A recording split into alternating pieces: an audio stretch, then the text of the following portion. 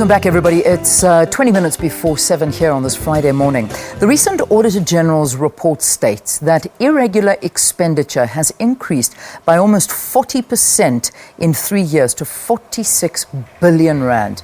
The Auditor General, who can only make recommendations, singled out continued non-compliance and consequence management failure.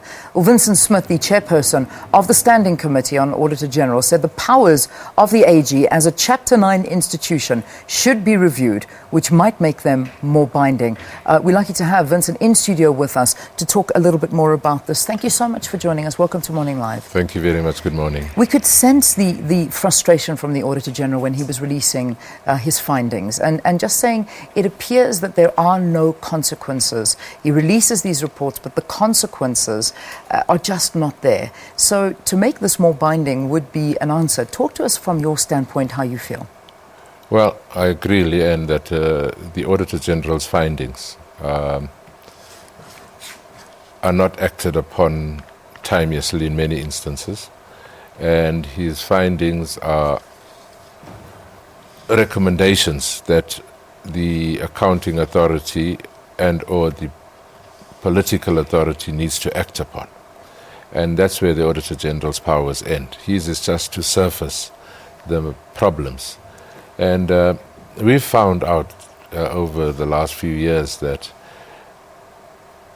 because we are not acting on the Auditor General's findings, the management of these financial accounts, public monies, is improving at a very slow rate because accounting officers find that there are no consequences.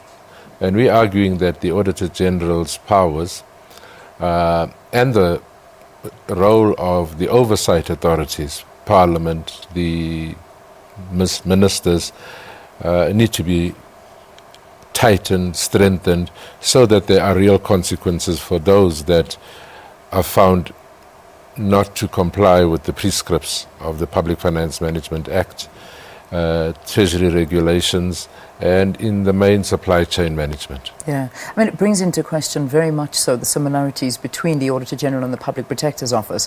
Had the Public Protector not been taken to the Constitutional Court over the Nkandla issue, it would again still be seen as recommendations, but now it is seen as binding. You know, it almost feels as if we need to go that route with the Auditor General, but I don't think it's necessary to go that far, because would it not work the same for the Public Protector's Office and the Auditor General's Office?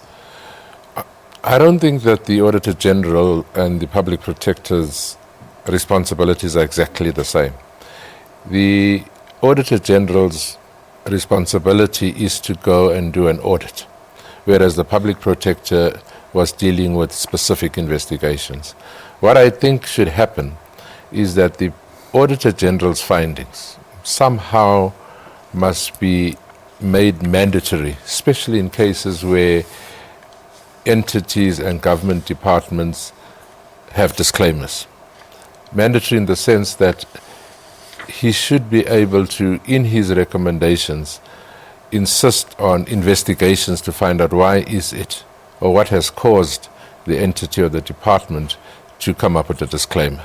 Because I think that will tighten the accountability cycle, if I could call it as such. Right now, there's no need for anybody to do anything further once the Auditor General has found out, and it is dependent on the accounting authority or the ministry to implement corrective actions. And we're saying that if DGs know that after a finding of such a nature, adverse or disclaimer, there will be a mandatory investigation, I think that that will put the pressure on them to ensure that they don't get those type of findings going forward. Yeah, and certainly, I mean, I would imagine that by having it more binding and having consequences, because I think that's the big issue here, is that there seems to be a lack of consequences after all of these findings. I mean, when you talk about funds of 46 billion rand being mismanaged, you know, that could change the course of this country if you manage those funds properly. So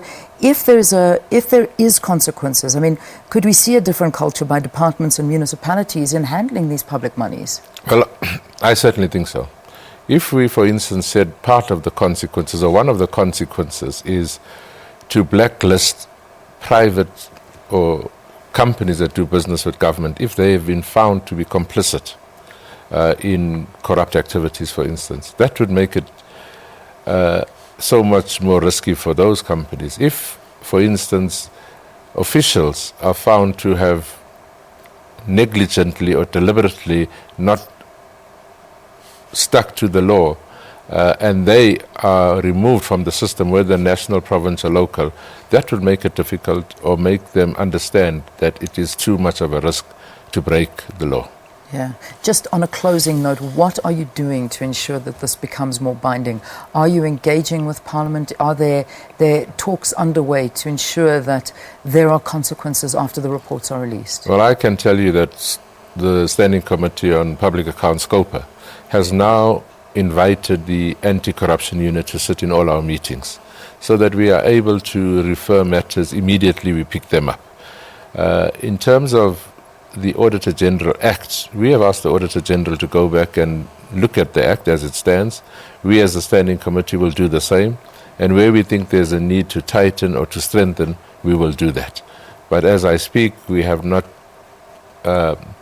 put anything in place, but I think that we will very shortly look at reviewing or amending the Act with the intention of strengthening the actions of the recommendations from the Auditor General.